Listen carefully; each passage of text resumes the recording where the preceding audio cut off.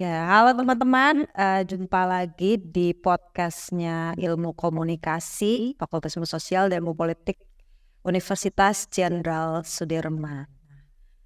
Di kesempatan ini, kami di sini ada Pak Edi selaku Ketua Jurusan dan kemudian ada Mas Wisnu Wijanarko selaku Koordinator Program Studi S1 Ilmu Komunikasi. Lalu sudah tidak asing lagi Pak Tri Nugroho Hadi sebagai Ketua GKM Prodi Ilmu Komunikasi Fakultas Ilmu Sosial dan Ilmu Politik Universitas Jenderal Sudirman. Selamat pagi Bapak-bapak. Pagi Mbak Izgi. Apa kabar? Alhamdulillah. Nah, kesempatan ini gitu ya, di kesempatan ini apa yang akan kita bersama-sama bahas ini Bapak-bapak. Ini saya di sini bersama Bapak-bapak. Kanda-kanda lah ya, kanda-kanda di sini. Ya, beberapa waktu lalu Mas Menteri Nadiem Makarim tanggal 29 Agustus kalau saya tidak salah begitu. Beliau mengeluarkan kebijakan mengenai mahasiswa bisa lulus tanpa harus mengerjakan skripsi atau sudah tidak mewajibkan skripsi sebagai salah satu syarat kelulusan.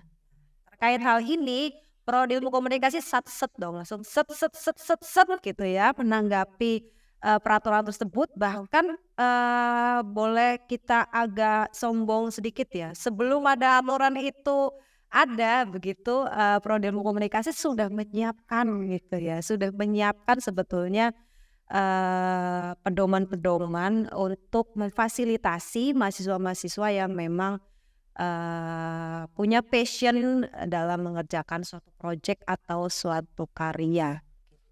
Monggo, ini siapa dulu yang akan berbicara? Pak Kajur dulu nih, terkait kebijakan tersebut Pak Kajur. Ya, oke Mbak Isna. Jadi apa yang disampaikan Mas Menteri itu sebetulnya paralel dengan kebijakan di jurusan ilmu komunikasi. Karena kita menafsirkan bahwa tugas akhir itu memang tidak harus skripsi. Bahwa selama ini kita masih mewajibkan skripsi itu ada reasonnya ya. Reason utamanya karena kita masih belum menemukan formula untuk menggaransi bahwa apapun yang menjadi alternatif skripsi itu memiliki standar yang sama dalam konteks pencapaian, kita punya istilah CPL ya, capaian pembelajaran lulusan. Karena ini tidak boleh dilupakan dalam konteks implementasi kurikulum kita, begitu ya. Dan diskusi tentang ini sebetulnya panjang, beberapa tahun ya Pak Adi ya, agak panjang sampai kemudian kita kemarin memberanikan diri ya melakukan workshop. Sebelumnya kita sudah ada pendalaman, diskusi, dan kita putuskan dalam sebuah workshop bahwa mulai saat ini jurusan ilmu komunikasi khususnya Prodi S1 Ilmu Komunikasi memberlakukan ketentuan bahwa mahasiswa bisa menyelesaikan atau mengambil alternatif tugas akhir selain skripsi yang kita beri nama apa Pak Andi? Hasil karya, penciptaan karya. Nanti detailnya Pak Andi bisa menceritakan, untuk Pak Wisnu selaku Pak Prodi akan cerita tentang itu. Tapi saya beri gambarannya seperti itu ya. Jadi kemudian kita sepakat ya bahwa kita akan memberlakukan aturan itu. Ada beberapa pertimbangan sebetulnya dalam asosiasi Prodi Ilmu Komunikasi. Memang diberi ruang itu, dan beberapa kampus sebetulnya sudah menerapkan aturan itu. Kampus-kampus besar bahkan ya di UGM, Undip, UI, dan kampus-kampus yang lain ini sudah cukup lama sebetulnya memberikan peluang tugas akhir adalah penciptaan karya atau non skripsi begitu. Nah, bahwa kemudian kita baru saat ini itu juga karena aspek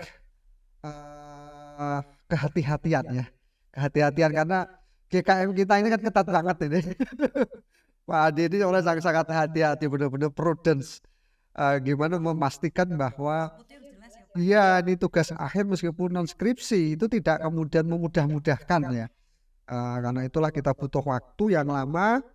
Akhirnya kita putuskan itu, dan ini juga didasari oleh satu program dari Prodi ya, bahwa nanti Pak Wisnu mungkin bisa cerita bahwa kita terus berupaya mempercepat masa studi ya Pak Wisnu ya, dan kami berpikir bahwa ini adalah salah satu upaya untuk mempercepat masa studi, walaupun di komunikasi sebetulnya nggak jelek-jelek amat, bahkan kita di atas standar fakultas, di atas target fakultas ya. Fakultas itu 4,6 tahun ya. Kita kan 4 tahun 5 bulan. Nah, wisuda. Jadi sebetulnya udah bagus, dan mudah-mudahan ya melalui program ini kita akan lebih singkat lagi rata-rata usia studinya. Begitu backgroundnya, Mbak Isli. Oke, Pak Kajar. Menyambung tadi, sebetulnya tugas akhir non skripsi ini kan memang bukan barang yang baru ya. Kita tahu bukan barang yang baru, sudah bahkan sudah cukup lama universitas-universitas besar menerapkan tugas akhir non skripsi ini. Dari pandangan yang Prodi mengenai kebijakan ini ya, akhirnya baru dibuat suatu kebijakan oleh Mas Menteri yang akhirnya kan berarti universitas harus memfasilitasi begitu ya, mau nggak mau ya kamu harus mulai memfasilitasi mengenai kebijakan tersebut. Gimana menurut pandangan diri? Iya, sesungguhnya kita beruntung ya dengan kebijakan ini, khususnya dari ilmu. Karena ilmu komunikasi itu memang profit itu tidak hanya menciptakan deskripsi yang scientific, secara yang ICT, sales itu, tapi juga datang yang seriusan. Seseorang jadi jurnalist, jadi marketing research officer, jadi ahli komunikasi strategis, karena sadar jurnalis menjadi sebuah hubungan yang saja. Ketika dia dibuat para di aja, kita harus dia menguatkan yang aktif dia, yang apa sih yang ditukar gitu. Artinya secara ilmuwan tadi itu juga udah berkaitan secara kurikulum secara substansi keilmuan kita sudah mengenal semua itu. Dia ada teori sesuatu dulu kayak dia itu sudah ada. Ketika kemudian anak-anak harus mempersiapkan mereka jangan main terlalu, tapi juga mereka akan mau menguasainya, mereka akan ambil tapi juga bisa langsung ada dari gitu karena memang sekarang ada penelitian ini di jurusan di universitas itu dinilai apa mempersiapkan lulusan yang waktu mempersiapkan lulusan yang kerja udah dari dua ini beda ya kayak mulai dan di jenjang tinggi selain lulusan. Nah, ketika kemudian mereka ingin mau lanjut lagi S2 karena mereka pengen jadi peneliti, mereka pengen jadi akademisi, jadi dosen segala macam, kita kan jadi restriksi. Nah, untuk yang jadi inovasi sebenarnya dari sudah ada sendiri memang tapi di rumah yang dari hari kita kan melakukan analisa seberapa kita berusaha untuk mempersiapkan mereka sejak awal dengan para pembimbing yang jadi lebih adaptif. Di sinilah kemudian bicarakan jurusan ini kita kemudian adopsi bentuk ada di luar sisi. Jadi kita harus sebelum ini pengennya bukan berarti lulus dalam sisi gitu ya. Artinya sedikit bukan ustaz pada akhir boleh lulus sana skripsi tetapi menurut ada sendiri dari itu yang anak kita di sisi ilmunya itu yang membuat laporan setap jurnal maka ketemu elemen apakah ada bentuk-bentuk bahasa nilai sangat ada di perorolan lain atau di beberapa nilai lain ada dari kompetensi cara bersahabat dengan yang alhamdulillah sesuai ya itu adalah bahasa sains dan ini menambahkan nilai lain disesuaikan oleh dulu dengan upaya dari kebijakan Amerika alhamdulillah ya untuk kita katakan 2018 itu lulus waktunya 49,6%. Nah sekarang anak-anak 2019 sebelum itu warnanya PMK kayak segala macam. Nah sekarang yang kan tahun 2020 beberapa yang lulus tinggi sudah kita didik non komersial sebenarnya. Tahun ini kita mengadakan teaser dan kemudian juga dilalas bahasa akhir yang ini tentunya mempercepat itu bukan berarti memudahkan sesuatu, bukan sesuatu yang bakalan mudah, tetapi kita dalam meninggalkan sesuatu mereka belajar kita memberikan anak pilihan baik. Kalau yang lebih verbal dengan membuat karya, ya buat karya. Kalau dia lebih ya buat tapi apakah dia hanya adalah tanggap ada lebih gampang dari ya kan dulu ya tadi dia kayak Nanti gongnya ya. jadi akhirnya Apa gitu ya.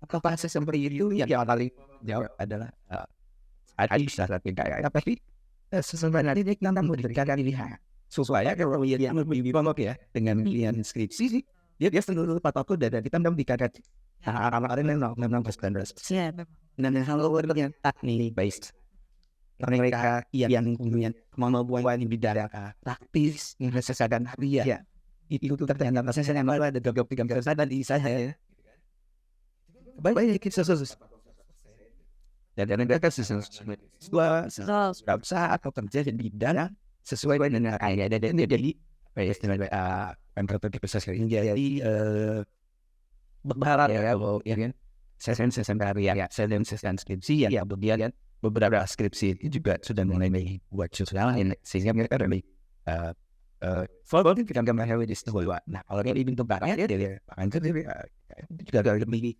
private kan ini kan pengalaman bahkan lagi anda harus beda ada jadi di produk komunikasi siap aman kemudian hasilnya untuk menyelesaikan tugas. Dia berikan slides.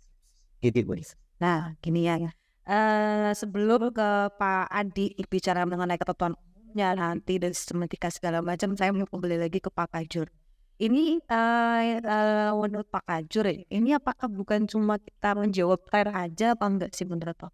Jadi cuma tren aja gitu, tapi kita nggak tahu kualitas segala macam dijamin nggak sih kualitasnya ketika misalkan mahasiswanya mengerjakan bukan hanya yang mengerjakan tugasnya non skripsi bentuknya project.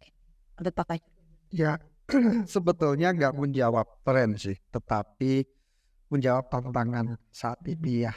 Tren bukan dalam arti hal-hal yang sifatnya permukaan soal apa yang hari ini begini besok berubah, bukan begitu, tetapi ini pembacaan kita pada kondisi saat ini kontemporer, terutama di dunia komunikasi ya.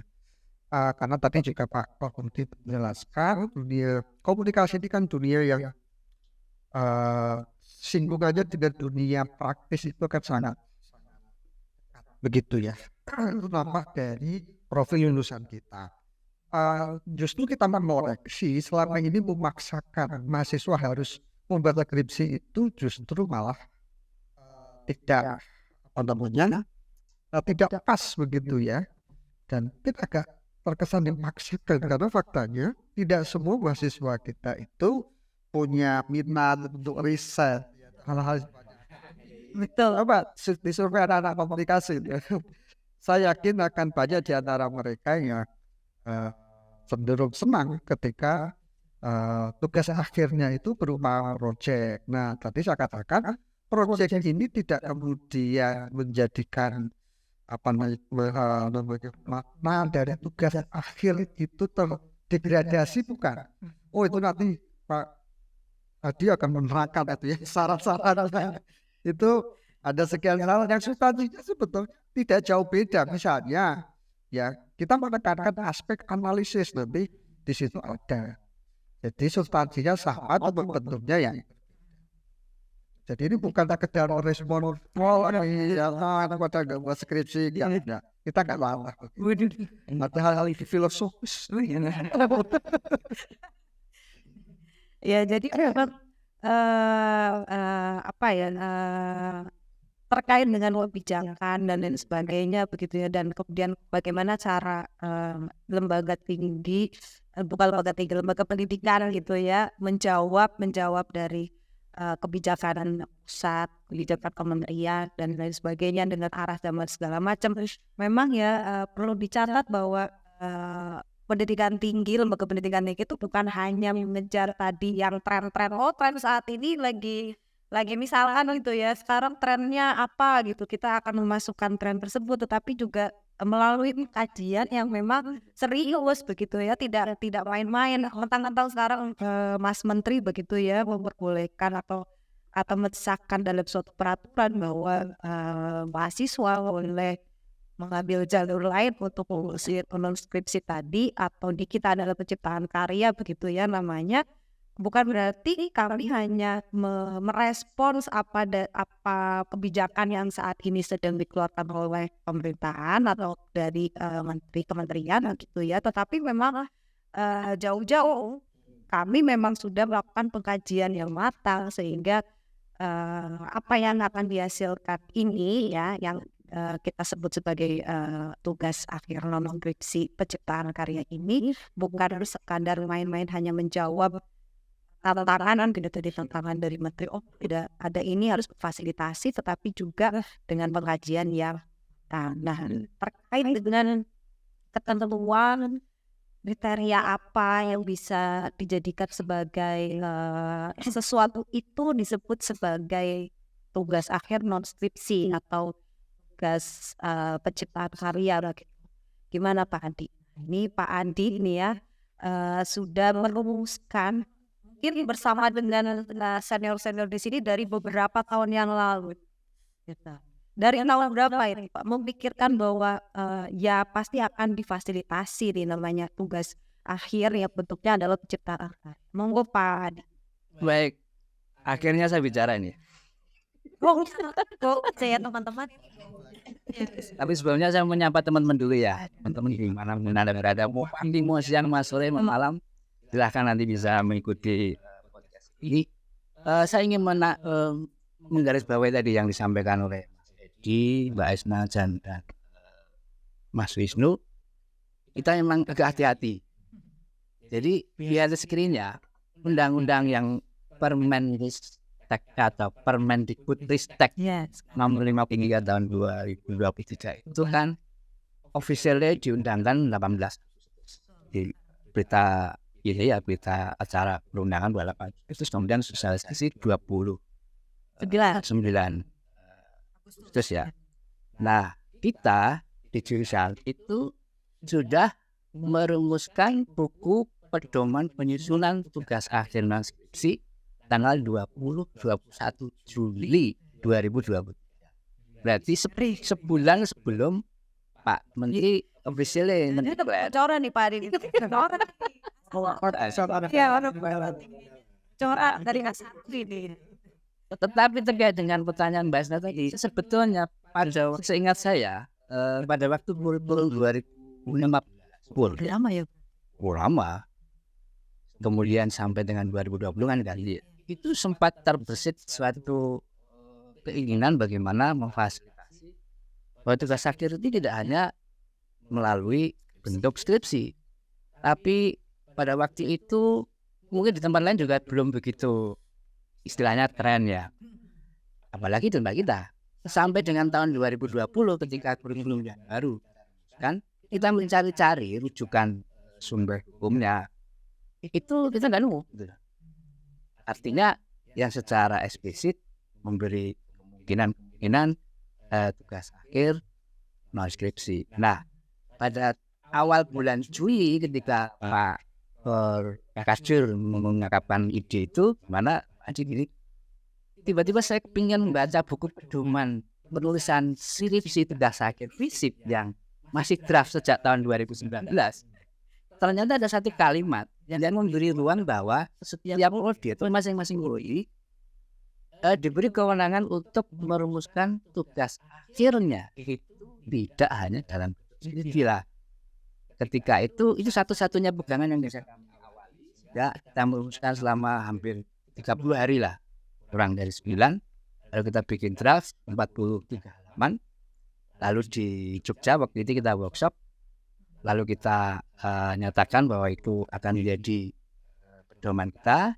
Kemudian baru 2 hari yang lalu kita gabungkan dengan pedoman skripsi sehingga jadinya 66 halaman ya. Itu sudah betul-betul memberi kekuatan bagi kami untuk antropologi fasilitasi tadi. Itu secara baik landasan hukumnya. Baru kemudian berita baiknya ketika Pendiri secara eksplisit menyatakan bahwa di pasal 18 ya, Dicatat ayat 9 langsung nyara pasalnya. itu secara eksplisit memang tugas akhir tidak hanya deskripsi tetapi bisa prototype, bisa project dan untuk yang lain. Nah, sesungguhnya dari kalimat itu tidak berarti deskripsi hilang.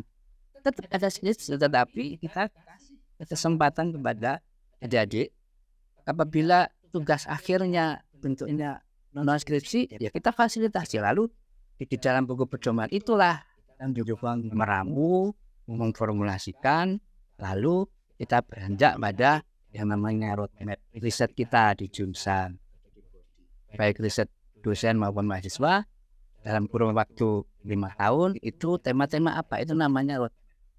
Jadi ketika adik-adik yang nanti akan memilih jalur tugas akhir non skripsi, nanti kita fasilitasi dengan semacam kemarin namanya apa ya, buku saku atau apa ya, atau lebih familiar dengan handbook apa lah ya.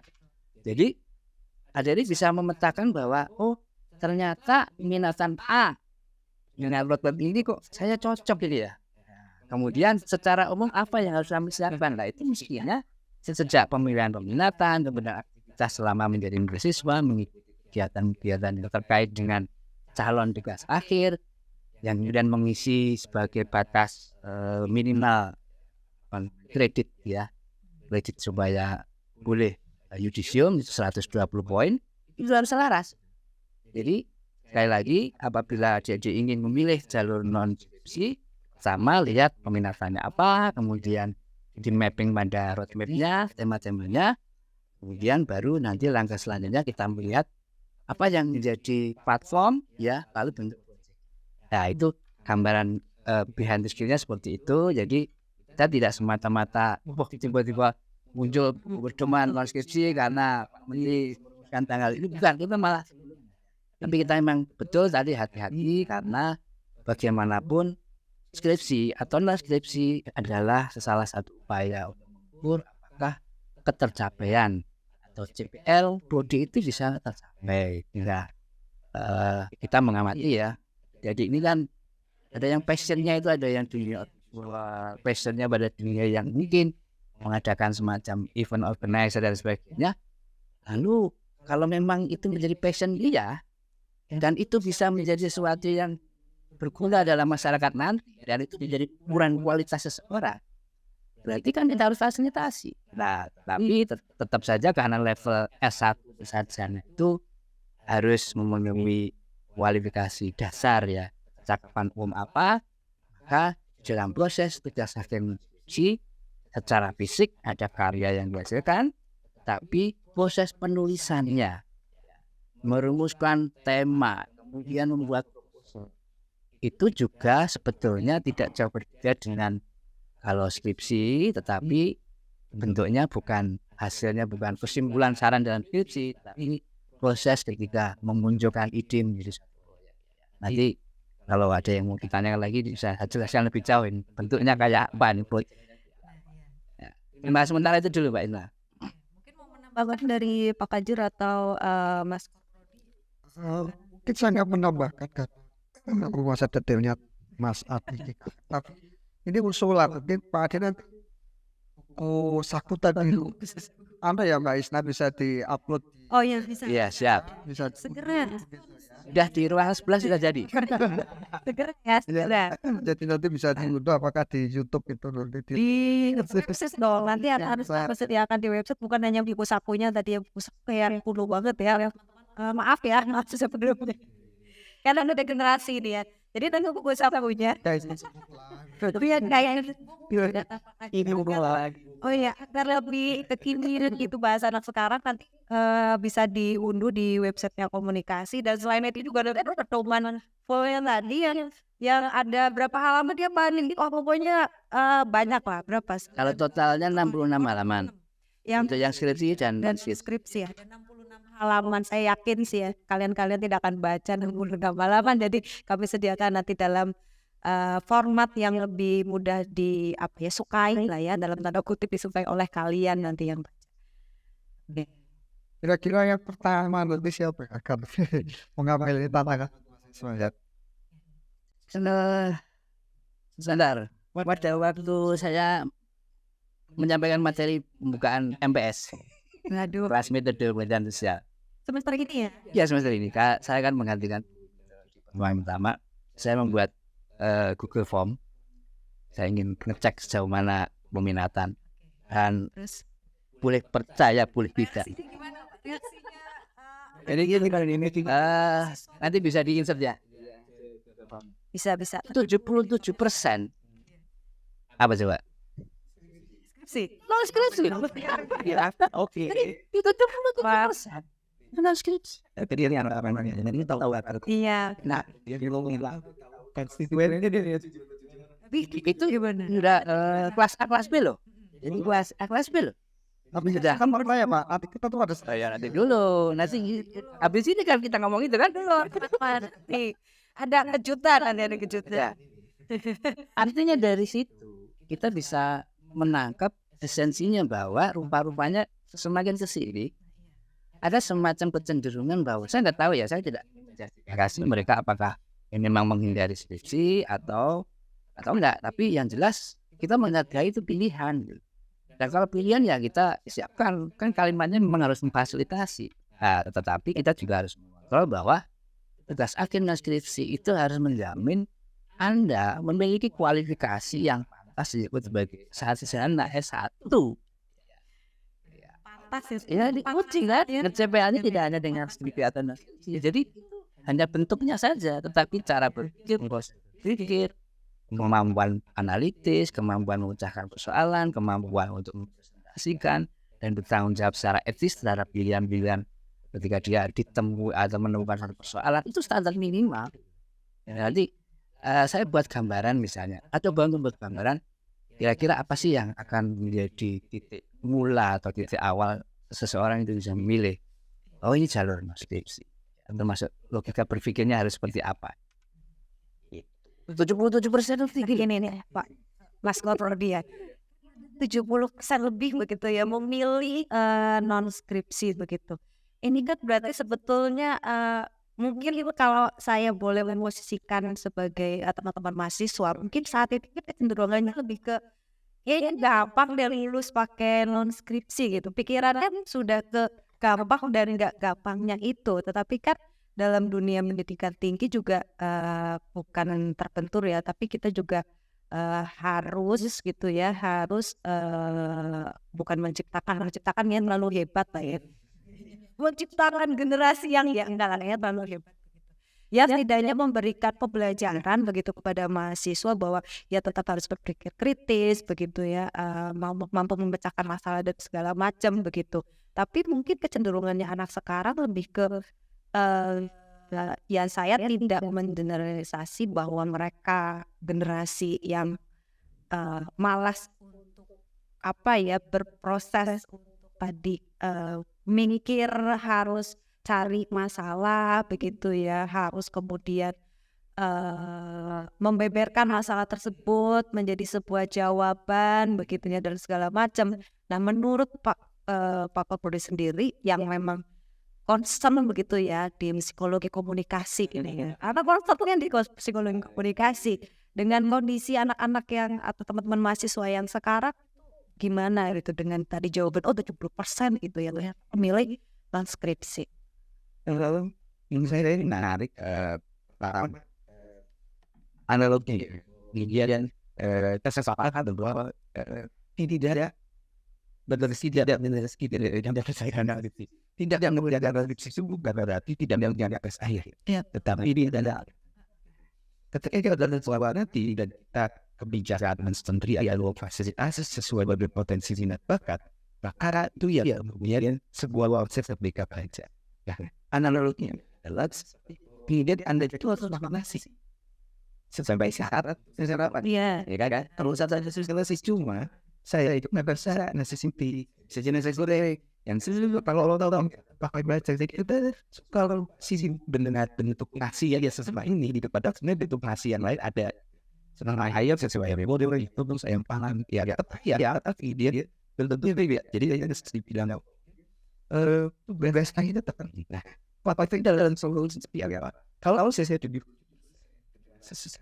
anak-anak kata yang mereka sepikirnya bentuk karya kita ini ketika mereka sesuai global guys apa mereka dia pengen menis buat karya ilmiah karena ada mereka karena khusus semuanya jadi sudah jadi jadi sesuatu yang ketika mereka milih sukses kita yang terbaik ada sesuatu analisis ya teknis ya dia perlu jadi sesuatu relate banget dan sesuatu yang dia kan membenarkan ya iya eksistensi kita memberikan yang luar alternatif itu karena anak memilih komunikasi untuk menjadi lulus yang eksis sekarang yang kita ini beda dari problem lain ini memang tidak ada praktis kalau ada teman paham bisa jadi problem memang jadi diminat yang kemudian dia terjadi secara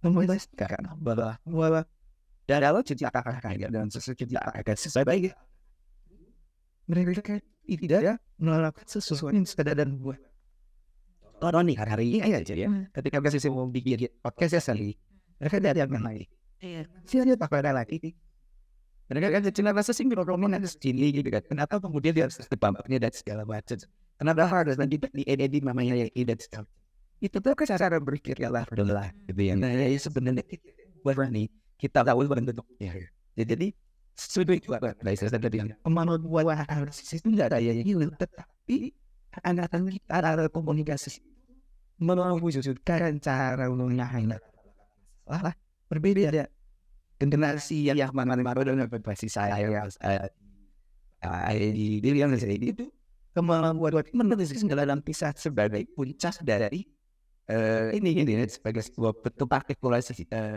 seorang sarjana ternyata sekarang ada seorang sarjana wujudnya beda kalau disuruh bisnis sih tapi tidak mereka bikin informasi ya beban ketika mereka bikin ada audio sudah buat waktu ketika bikin kan mereka juga memikirkan yang mereka buat prinsip anak saya dengar tapi menuliskan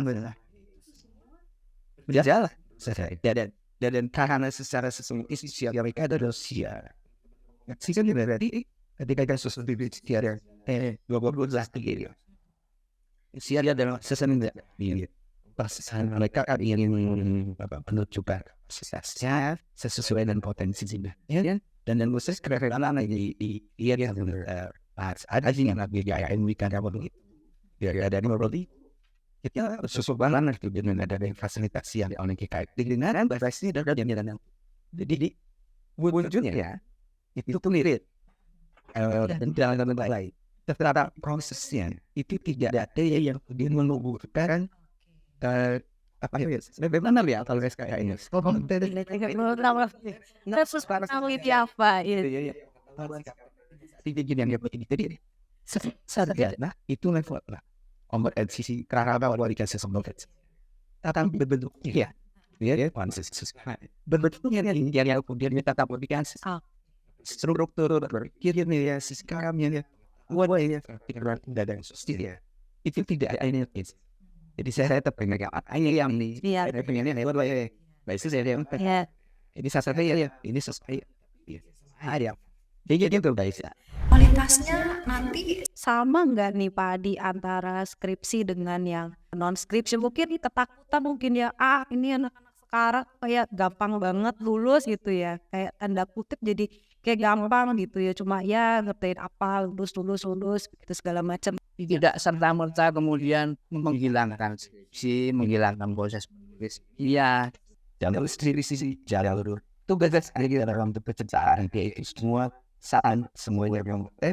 terakhir kita berharap semoga semua ini paralel ya dengan jurusan layanan dosennya waktu juga menghasilkan dosen yang kompeten dan juga menghasilkan dosen yang relevan dengan kebutuhan masyarakat.